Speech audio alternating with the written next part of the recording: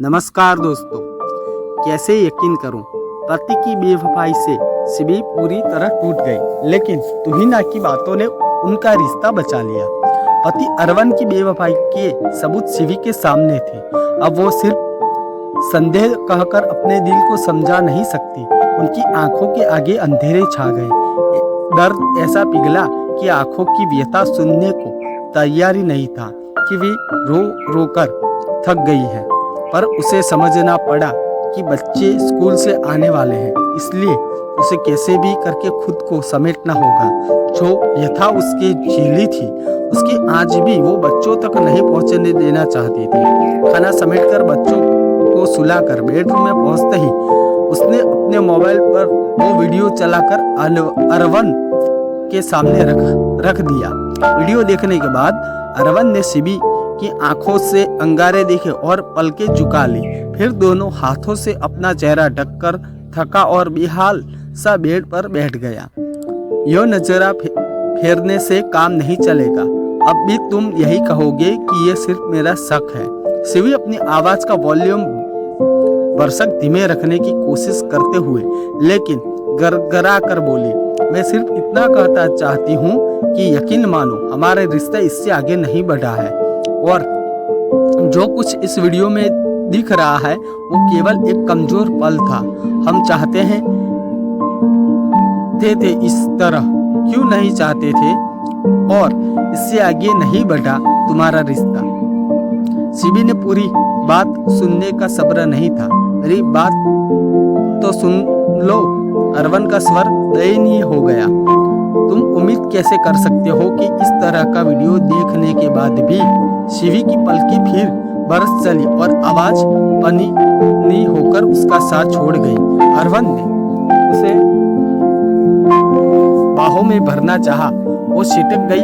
फिर उसकी आवाज रूठ जाने के कारण अरवन को बात कहने का मौका मिल गया। यकीन करो शिवी, हमारे सिर्फ इमोशनल इन्वॉल्वमेंट मतलब तुम सिर्फ प्यार करने लगे हो, यही ना। तुम कैसे ये बात नॉर्मल ढंग से कह गए कि सिर्फ वो कमजोर पल, आज एक कमजोर पल में तुम्हें उसे यो बाहों में भरकर उसकी पीठ सहला सकते हो, उसके गाल हाथों में लेकर उसके आंसू पोंछ सकते हो, उसके माथे पर चुम्बन दे सकते हो, वो तुम्हारे सीने पर सिर रख कर रो सकती है, और वो भी 10 मिनट। तो क्या गारंटी है कि कल को वो ये कमजोर लम्हे इससे आगे भी बढ़ेंगे? नहीं बढ़ेंगे। शिवी ने इस वाक्य के अरवन के चेहरे के भाव बदल गए। हमने पहले ही ये डिसाइड में वादा करता हूँ कि नहीं अरवन, मुझे तक वीडियो पहुँचाने के बाद तुमने माना कि इंटीमेसी है। मैं इस फीलिंग ऑफ इनसिक्योरिटी के साथ नहीं जी सकती कि कल को जब इससे आगे के रिश्ते में सबूत मेरे हाथ आएंगे तो तुम मानोगी कि दोनों बेड के दो किनारों पर लेटे सोने की असफल कोशिश कर रहे थे। सिमी का दिमाग चकरा रहा था। उसने कहा तो दिया था कि वो फीलिंग ऑफ इनसिक्योरिटी में नहीं जीना चाहती, पर वो कर पाएगी क्या? तलाक शादी से इतने सालों में अरवन से पाया प्यार, उनकी देखभाल, वो खूबसूरत लम्हे जो उनके साथ जिए, क्या वो सच में इन सब का अंत चाहती है? क्या वो अरवन के प्यार को भूल सकती है? पर क्या ये सब जानती है कि बाद उसके बाद सब कुछ पहले जैसा हो पाएगा?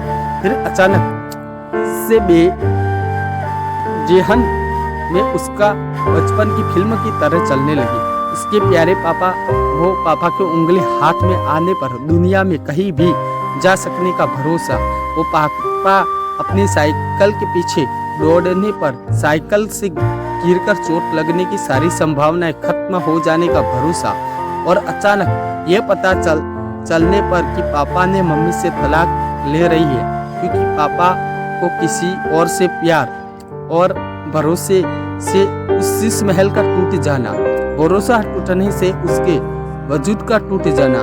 नहीं, जो टूटने उसने झेली है वो अपने बच्चों को नहीं दे सकती। सारी रात बचपन की उसकी आंखों में फिल्म की तरह चलता रहा। दर कुछ देर पर आज की लड़ाई के पल उस फिल्म में ओवरलैप करते दृश्यों की तरह घुस जाते।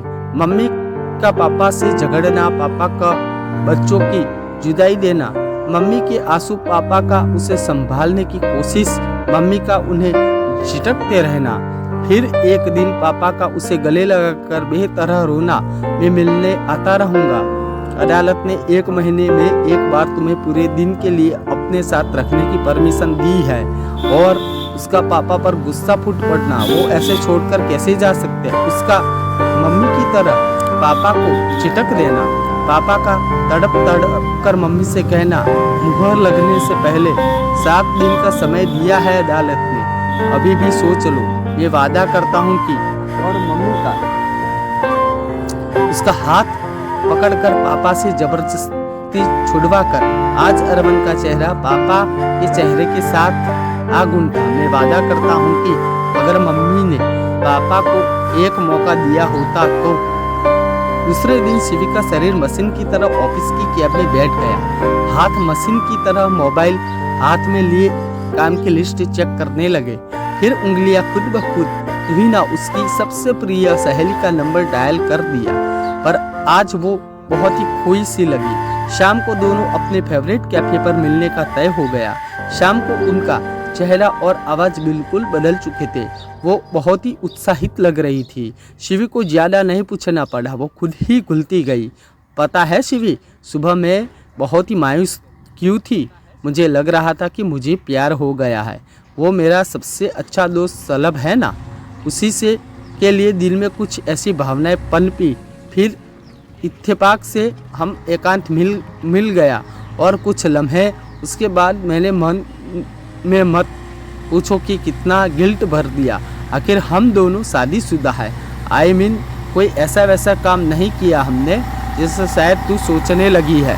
बोलते बोलते शिवी ने के चेहरे पर कठोर भाव देखकर तुलिना ने ठिठक कर बात की दिशा बदल दी। फिर दिन भर में ऐसा क्या हुआ कि तेरी सारी मायूसी, सारा गिल्टी हवा हो गया? शिवी ना सब्र जवाब दे रहा था।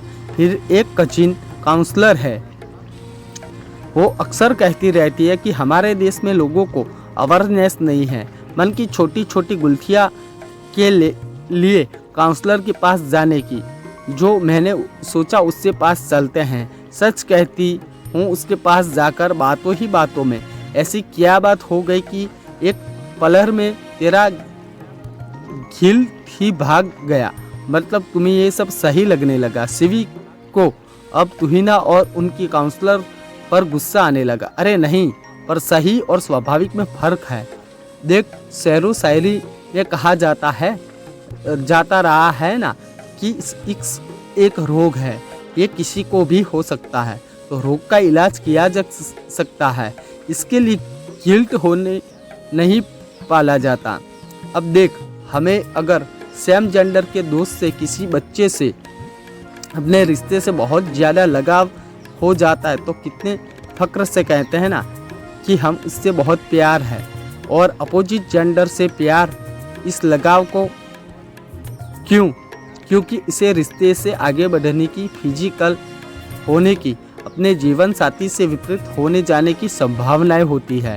शिवी के गाल तपने लगे और आवाज़ चिखने जैसे हो गई।